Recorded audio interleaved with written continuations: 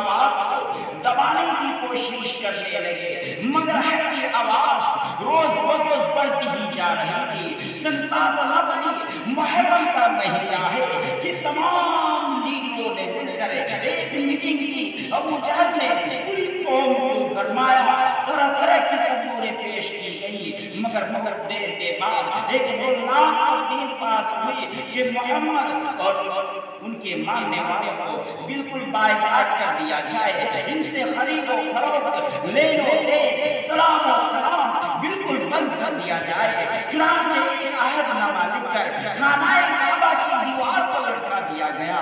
یہ ساری قوم کا فیصلہ ہے، اس کے خلاف کرنے کو کسی کی مجال نہ تھی، کسی کو اختیار نہیں تھا، کسی کو اجازت نہیں تھی، اور کسی میں یہ ہمت نہیں تھی کہ اس عہد نامہ کے خلاف جا سکے۔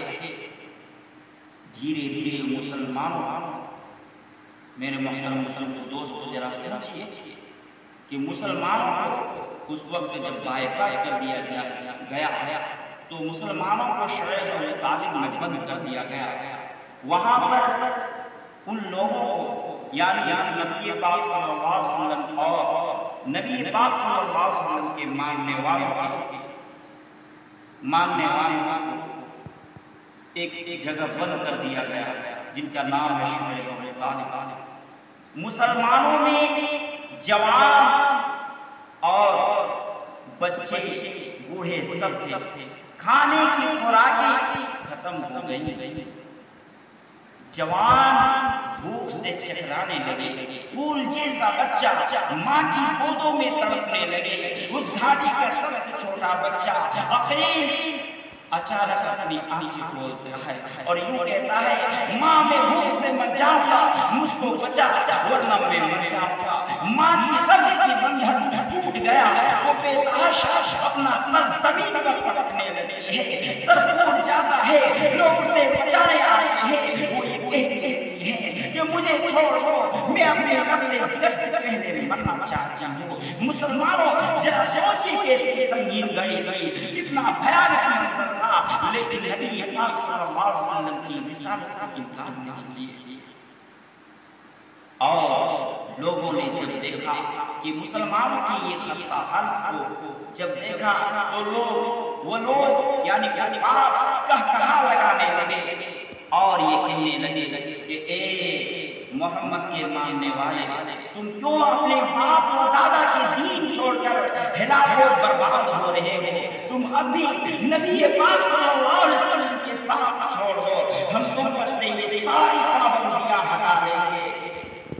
مسلمان انہوں نے جواب دیا کہ اے کفار، تم سن لو، ہم حق پا چکے ہیں، ہم دربار محمد میں اقرار محمد کر چکے ہیں، ہم پر اصرار محمد کی چکے ہیں، ہم ہمارے محمد سے بےجیار ہو چکے ہیں، مختار محمدی نے ہمیں محروم کر دیا، لہذا ہم دور سے تڑپ تڑپ کر دم توڑ سکتے ہیں اور آگ کے انگاروں پر سو سکتے ہیں، آگ کے بستروں پر سو سکتے ہیں، لیکن نبی پاک صلی اللہ علیہ وسلم کی ایک ہی بات سے ہم پیچھے نہیں ہٹنے والے۔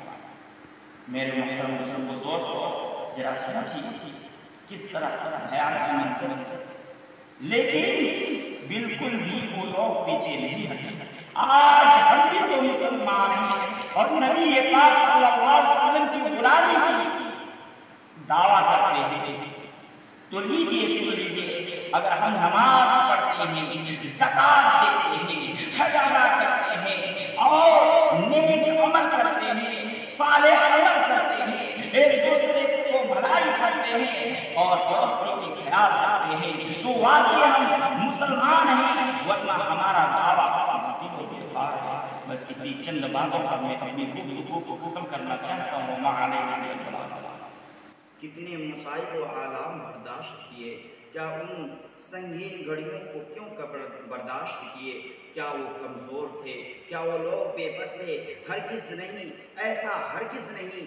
وہ تو عرش و فرش کے، لوح و قلم کے، شجر و حجر کے، ارض و سما کے، جن و بشر کے، حور و ملائک کے، خشک و تر کے رسول ہادی بن کر آئے تھے۔ ہے اور جو رسول بن کر آتا ہے اس کو اللہ تعالیٰ پورا قادر بنا کر بھیجتا ہے۔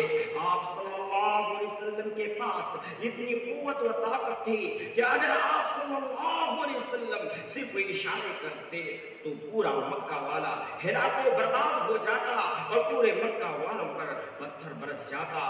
بحر قیفاقی اور ان کے والدہ کو دیکھ کر مکہ میں بحران مچ گیا تھا۔ سرکار دو عالم صلی اللہ علیہ وسلم سجدے میں گرے ہوئے تھے۔ ابو طالب جو آپ کے چچا ہیں آتے ہیں اور کہتے ہیں بھتیجے اب برداشت کی طاقت نہیں، اب تلوار چلانے کی اجازت دو۔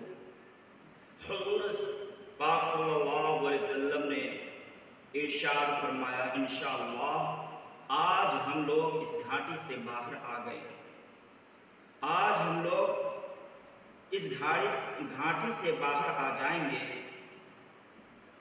مسلمانوں پر 3 سال کے بعد آج دین و دنیا سلامت لے کر گھاٹی سے باہر آ گئے۔ میرے دوستو بہت کچھ کرنے کے بعد یہ دین ہم تک پہنچا ہے اور ہمارا حال یہ ہے کہ ہم اس کا مذاق اڑاتے ہیں۔ حضور صلی اللہ علیہ وسلم ہمیشہ اپنی امت کی نجات کے لیے غمگین رہا کرتے تھے، راتوں رات اپنی امت کی بخشش کے لیے خدا تعالی سے دعا کرتے تھے اور رویا کرتے تھے۔ اسی حال میں حضرت جبریل علیہ السلام تشریف لاتے ہیں اور یہ خوشخبری پیغام سناتے ہیں کہ اے حضرت شہنشاہ عالم حضور پاک صلی اللہ علیہ وسلم آپ کو اللہ تعالیٰ نے سلام فرمایا ہے۔ اور حضرت جبریل علیہ السلام خوب جانتے ہیں کہ حضور پاک صلی اللہ علیہ وسلم آخر کیوں غمگین رہتے ہیں، پھر بھی دریافت کرتے ہیں کہ آپ غمگین کیوں رہتے ہیں۔ اور حضور پاک صلی اللہ علیہ وسلم فرماتے ہیں کہ نہ جانے میری امت کے ساتھ قیامت کے دن کیسا معاملہ ہوتا ہے۔ پھر حضرت جبریل علیہ السلام کو لے کر حضرت جبریل علیہ السلام حضور پاک صلی اللہ علیہ وسلم کو لے کر ایک قبرستان کے پاس گئے جہاں کافر و مومن دونوں طرح کے مردے دفن ہوئے تھے۔ جبریل علیہ السلام خوب جانتے ہیں کہ آخر لیکن پھر بھی حضور پاک صلی اللہ علیہ وسلم کو تسلی کے لیے ایک قبرستان لے جاتے ہیں جہاں کافر و مومن دونوں طرح کے مردے مدفون تھے۔ جبریل علیہ السلام ایک مسلمان کی قبر پر ہاتھ مارتے ہوئے کہتے ہیں کن بِإِذْنِ اللَّهِ، جو ہی مردہ آواز سنتا ہے باہر آتا ہے، اس حال میں کہ اس کا چہرہ روشن اور منہ سے کلمہ توحید لا الہ الا اللہ محمد رسول اللہ صلی اللہ علیہ وسلم کی آواز آ رہی تھی۔ آپ نے انہیں ملاحظہ فرمایا۔ اسی طرح حضرت جبریل علیہ السلام ایک کافر کے قبر پر ہاتھ مارتے ہوئے یوں کہتے ہیں قم بِإِذْنِ اللَّهِ، جو ہی مردہ آواز سنتا ہے باہر فوراً زندہ ہو کر آتے ہیں اور اس کے منہ پر ہائے افسوس کی آواز آ رہی تھی۔ حضور پاک صلی اللہ علیہ وسلم نے انہیں بھی ملاحظہ فرمایا۔ ان کے بعد حضرت جبریل علیہ السلام نے فرمایا کہ کل قیامت کے دن کافر اور مومن کے ساتھ اسی طرح کا معاملہ ہوگا جیسا کہ آپ ملاحظہ فرمائے ہیں۔ اتنا سننا تھا کہ حضور پاک صلی اللہ علیہ وسلم کو تسلی ہو گئی۔ تو میرے محترم بزرگوں دوستو، اگر آج ہم کلمہ توحید لا الہ الا اللہ محمد رسول اللہ صلی اللہ علیہ وسلم کو مان کر اپنی زندگی کو گزاریں گے، قرآن اور حدیث کو سامنے رکھ کر زندگی گزاریں گے، تو انشاءاللہ تعالی کل قیامت کے روز ہمارا معاملہ بہت آسان ہوگا۔ بس اسی چند باتوں پر میں اپنی باتوں کو ختم کرنا چاہتا ہوں۔ وما علینا الا البلاغ۔